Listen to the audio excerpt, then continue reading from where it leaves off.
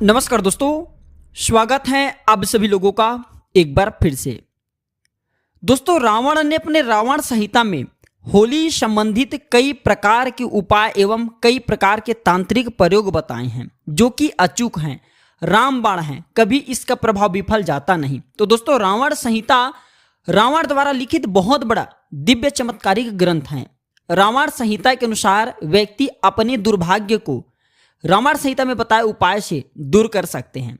कैसा भी परेशानी हो, उनके जीवन में परेशानी चल रहे हो, उसे तत्काल दूर कर सकते हैं, समाप्त कर सकते हैं।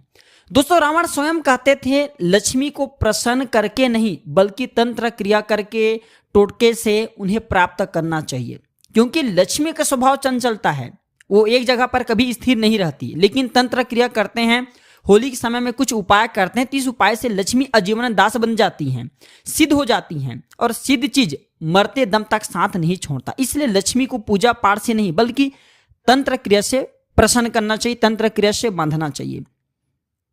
तो आज के इस वीडियो में मैं आप लोगों को रावण संहिता में लिखे एक अचूक उपाय बताऊंगा, साथ ही साथ बृहत इंद्रजाल में भी ये जानकारी आपको पढ़ने को मिल जाएंगे। जो लोग गुरुमुखी होंगे, जिनको गुरु का ज्ञान प्राप्त है, ऐसे व्यक्ति को भी इस प्रकार के ज्ञान स्वतः ही मिलते हैं। देखिए, पुस्तकी ज्ञान से दोस्तों केवल आपको जानकारी मिलते हैं, लेकिन अनुभवी ज्ञान आपको हमेशा आगे बढ़ाते हैं। हो सकते हैं हमारे वीडियो को भी देख करके कोई चोरी करके और जानकारी बता दें, लेकिन हम अपने चैनल के माध्यम से प्राचीन ग्रंथों में लिखे तथा गुरुमुख द्वारा प्राप्त वही आसान जानकारी बताते हैं जो कि 100% प्रभावी हो, जिसका प्रभाव तीव्र हो, अचूक हो, जिसका प्रभाव उग्र रूप से काम करे।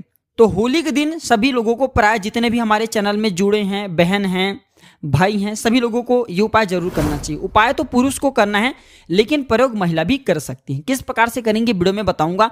और इस प्रकार के जानकारी को, इस प्रकार के समय को अपने हाथ से मत जाने देना, क्योंकि दोस्तों होली पूरे वर्ष में एक बार आता है, और होली के समय में जो भी तांत्रिक क्रिया करते हैं, जो भी उपाय करते हैं, साधना करते हैं, जो भी क्रिया करते हैं, वो 100% काम करते हैं, कभी प्रभावहीन होता नहीं, अपना हमेशा प्रभाव दिखाते हैं। और दोस्तों, मैं आप लोगों को जो रावण सीता में लिखे जानकारी बता रहा हूँ, इस जानकारी से आपके सारे कष्ट मिटेंगे, सारे दुख तकलीफ दूर होंगे। और इतना ही नहीं, जो लोग चाहते हैं कि घर में स्थिर लक्ष्मी का वास हो जाए, उनके घर में ज्यादा से ज्यादा धन की प्राप्ति हो, तो ऐसे व्यक्ति को धन की प्राप्ति होना शुरू हो जाएंगे। जो लोग चाहते हैं कि पढ़ने लिखने में उनकी बुद्धि तीव्र हो जाए, बच्चे घर की पढ़ाई लिखाई नहीं करते, तो ऐसे बच्चे भी पढ़ने लिखने में स्ट्रांग हो जाएंगे। अगर आप चाहते हैं कि आपके घर में माता लक्ष्मी का सदैव वास बने रहे, या फिर आप जहाँ पे व्यापारी स्थान डालें, जहाँ पे आप अपनी दुकान धंधा वगैरह खोल करके रखें और बिक्री अच्छे से नहीं हो पा रहे, ग्राहक नहीं आते, तो आप देखना दोस्तों, ये उपाय करने के बाद आपके दुकान में ग्राहकों की भीड़ बढ़ जाएंगे। तो चलिए जानकारी की ओर बढ़ते हैं, आप लोगों को किस प्रकार से कौन से उपाय करना है। जानकारी बताने से पहले, वीडियो में आगे बढ़ने से पहले सभी लोगों से गुजारिश करना चाहूंगा दोस्तों, होली में कभी भी अकेले मत घूमना, कभी भी होली की रात्रि में अकेले मत घूमना, क्योंकि इस समय दैत्य शक्ति प्रबल अवस्था में होती है। दैवी और दैत्य ये दोनों शक्ति अपने चरम सीमा में होती हैं, तो कभी भी अकेले मत घूमना। खास करके जो चौराहे होती हैं वहां पे भूल करके मत जाना। होली के दिन बहुत ज्यादा तंत्र क्रिया किए जाते हैं और आप इसकी चपेट में आ सकते हैं।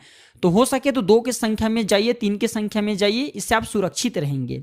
और क्योंकि दोस्तों जो दैवी शक्ति होती हैं ये आपको बचाने का काम करते हैं, लेकिन दोस्तों जो आसुरी शक्ति होती है होली के दिन ज्यादा से ज्यादा अगर सिंगल व्यक्ति देखें तो अटैक करते हैं, आपको नुकसान करने का काम करते हैं, आपकी आंतरिक चेतना को बांध देते हैं, आपकी बुद्धि को बांध देते हैं और आपको गलत सलत काम करवा के फंसवा भी देते हैं।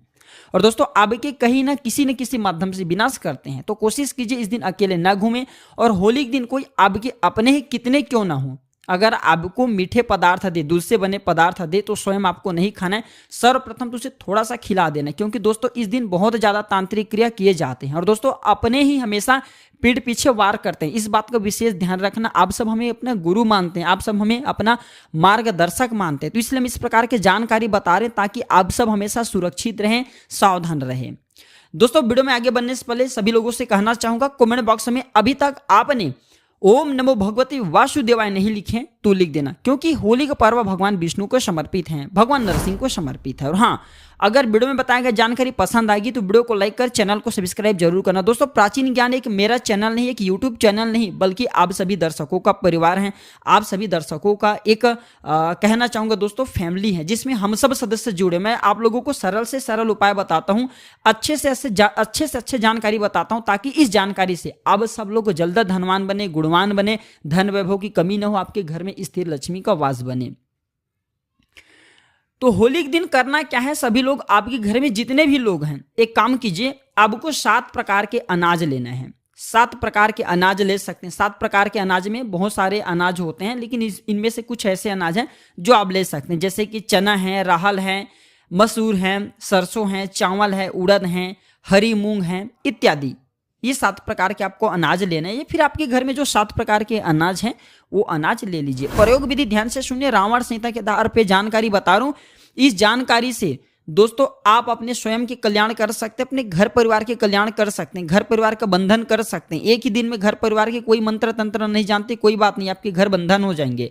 ये फिर इस उपाय को करने के बाद अगर आपके जीवन में धन का अभाव है, धन आने का मार्ग बंद हो चुके हैं, तरक्की नहीं हो पा रहे, खूब तरक्की करेंगे, दिन दुगनी रात चौगनी आपकी तरक्की होगा दोस्तों। तो 7 प्रकार के अनाज लेना है। और आपके घर में कितने लोग हैं ये देख लीजिए, जैसे कि आपके घर में 7 लोग हैं, 8 लोग हैं, 9 लोग हैं या फिर 4 लोग हैं, तो एक काम करना, सभी के शरीर से ये 7 प्रकार के अनाज को बारी बारी से, सर्वप्रथम तो एक अनाज लेना। जैसे कि मान के चलिए आपने चने लिए, तो चने को 7 बार उस व्यक्ति के शरीर से उतारना है और इसे एक पॉलीथीन में रख देना है। फिर चना के बाद दोस्तों आपने जैसे कि सरसों लिए, तो सरसों को आपको 7 बार फिर उनके शरीर से उतारना है और फिर आपको दूसरे पॉलीथीन में रख देना है। या फिर आप एक कटोरी भी रख सकते हैं, उसमें रख सकते हैं। तो इस प्रकार से 7 प्रकार के अनाज को एक व्यक्ति के शरीर से 7 बार आपको उतार करके रखते जाना है। और सभी लोग अपने अपने शरीर से उतार करके एक ही स्थान में एक कटोरी में चना को रखते जाइए, राहल को, मसूर को, सरसों को, 7 प्रकार के अनाज लिए उसे रखते जाइए। इसके बाद आपको होली जलते हुए आग के पास में जाना है, होली जलते हुए आग के पास में जाना है और पुरुष जाना है। और एक काम जरूर करना, ये उपाय करने से पहले आप जो है 7 बार तो आप अपने घर से भी उतारा कर लेना। 7 प्रकार के अनाज लेना है और 7 प्रकार के अनाज को लेकर के 7 बार आपको अपने घर का उतारा कर लेना है।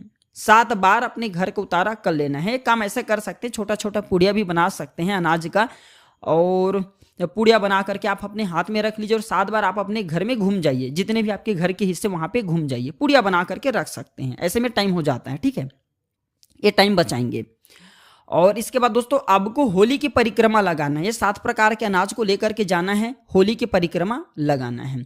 और होली की परिक्रमा लगाते समय जब आप एक परिक्रमा लगाएं तो एक अनाज को जलते हुए होली में डाल देना है और प्रार्थना करना है कि हमारे घर से जितने भी नकारात्मक शक्ति हैं, तांत्रिक शक्ति हैं, ये सब जो 7 प्रकार के अनाज में आए सब भस्म हो जाएं। और अनाज आप अपने घर में घुमा रहे बच्चों के शरीर से उतारेंगे, घर परिवार के सदस्यों के शरीर से उतारेंगे, तो एक बात जरूर बोलना है कि इनके शरीर में जो तांत्रिक क्रिया हैं, किसी भी प्रकार का बंधन है या फिर तंत्र प्रयोग हैं, सब ये चावल में आ जाए या फिर ये 7 प्रकार के अनाज में आ जाए। इस प्रकार से प्रार्थना करना है दोस्तों।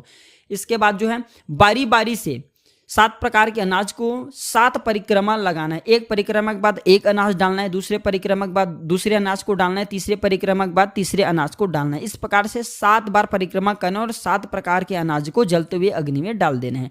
और आपने जो पुड़िया बना करके 7 पुड़िया लेकर के आए थे घर का उतारा करने के लिए, घर का बंधन करने के लिए घर से उतारा करके जो लाए थे, उस पुड़िया को भी आप जो है 7 बार जब परिक्रमा करेंगे अनाज को डाल ले रहेंगे, इसके बाद इसको भी आपको डाल देना है। इसके बाद आपको होलिका माता से प्रार्थना करना है कि हे होलिका माता, हमारे घर में जो तंत्र क्रिया थी, हमारे घर में अलक्ष्मी थी, हमारे घर में जो अशांति थी, वो सब आप भस्मा कर दीजिए। या फिर घर परिवार के लोगों में जो तांत्रिक क्रिया थी, बच्चे को नजर दोष लग जाते थे, समस्या होती थी, माता आप सबको खींच लीजिए। इस प्रकार से आपको प्रार्थना करना है परिक्रमा लगाने के बाद। इसके बाद आपको होली माता की थोड़ी सी, होलिका माता की थोड़ी सी राख आपको लेकर के आ जाना है। होली माता की थोड़ी सी राख आपको लेकर के आ जाना है। और जब आप राख को लाएंगे तो घर के सभी लोगों को इसका तिलक लगाने के लिए बोलना और थोड़ी सी राख खाने के लिए बोलना और थोड़ी थोड़ी राख आपको अपने घर में छिड़क देना है।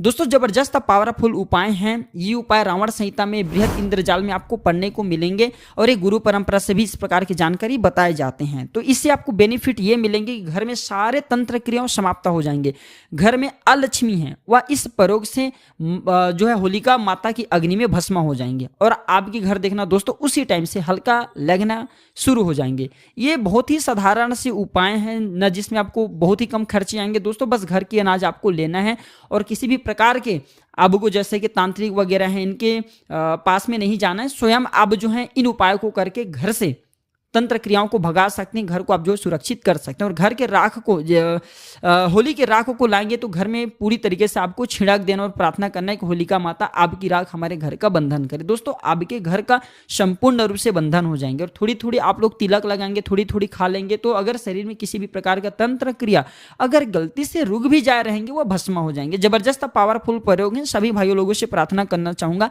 ये उपाय जरूर करना। और ये उपाय कौन कर सकता है? तो कोई भी पुरुष ये उपाय कर सकता है, महिला को नहीं करना है, केवल पुरुष को करना है। छोटे बच्चे हैं वो भी कर सकते हैं, लेकिन 18 साल से थोड़े से ज्यादा होना चाहिए। इसके बाद कब करें? तो होली की रात मंगलवार के दिन ही यह प्रयोग को आपको अपनाना है। तो दोस्तों हम प्राचीन ज्ञान चैनल के माध्यम से इस प्रकार की ज्ञान भरी जानकारी बताते हैं। हमारे ज्यादा से ज्यादा जो जानकारी होती है तंत्र क्रियाओं पर ही होती है और हम वही आसान जानकारी बताते हैं जिसमें अब सब लोगों का कल्याण छुपा होता है, आप सभी लोगों का अध्यात्म उन्नति छुपा होता है। जानकारी अच्छी लगी तो इसे अपने तक सीमित मत रखना दोस्तों, क्योंकि ज्ञान बढ़ाने से ज्ञान हमेशा बढ़ता है और भगवान भी आपकी मदद करेंगे जब आप इस वीडियो को शेयर करेंगे। आज की जानकारी बस इतना ही दोस्तों, धन्यवाद, नमस्कार।